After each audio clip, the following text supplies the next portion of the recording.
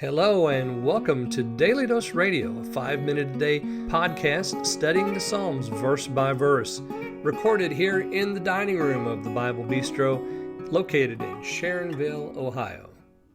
Hey there friends, welcome back to Daily Dose Radio here in the Bible Bistro, actually in the back room of the Bible Bistro. I hope that you're having a great day today, and we're going to look at some fresh and delicious Bible study starting in verse 10 of Psalm 49. Now, this week, we've been studying Psalm 49, comparing that to Psalm 73. I want you to do that if you haven't done it yet.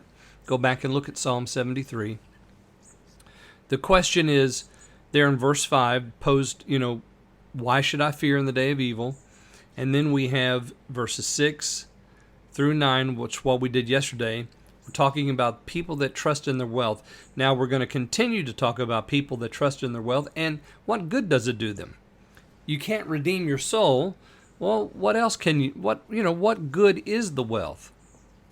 Well, we're going to see that today, or part of it today, in 10 through 13, but also we're going to see the problem with it as well. So let's look then at verses 10 through 13. Allow me to read those for us. For he seeth that wise men die, likewise the fool and the brutish person perish, and leave their wealth to others. Their inward thought is that their houses shall continue forever, and their dwelling places to all generations.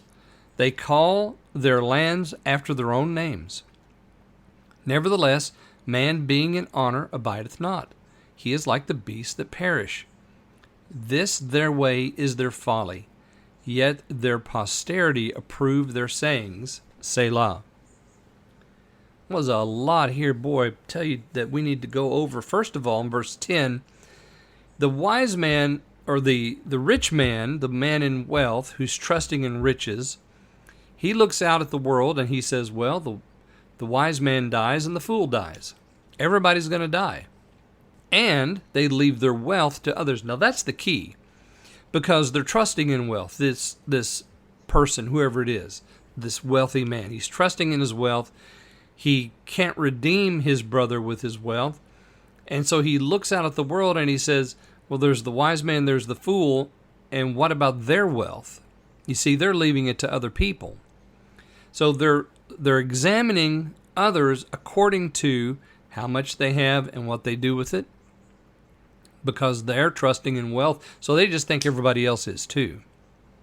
In verse 11, their inward thought is that their houses shall continue forever, their dwelling place to all generations. They call their lands after their own names.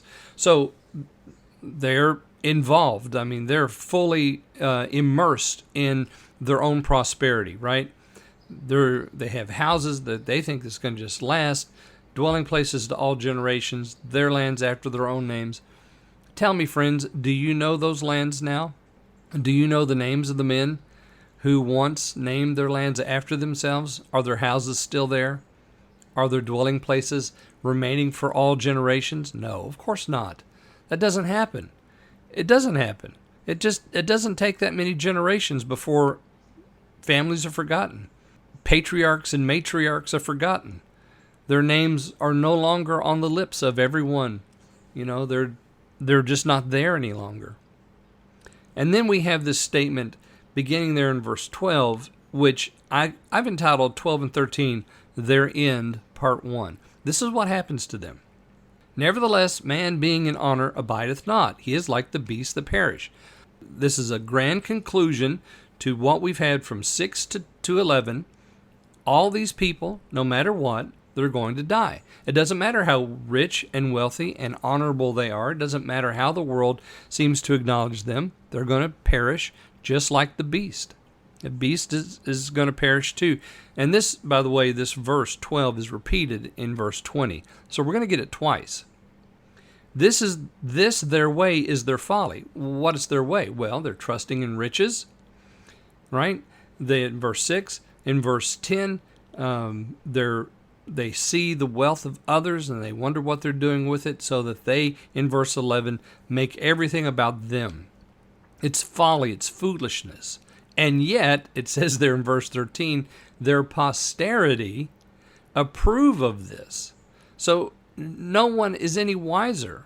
Everyone thinks that this is the way to go because they're wealthy and they're successful and they have pleasure and they have comfort and they have all the resources that they need. So their posterity says, yeah, this is right.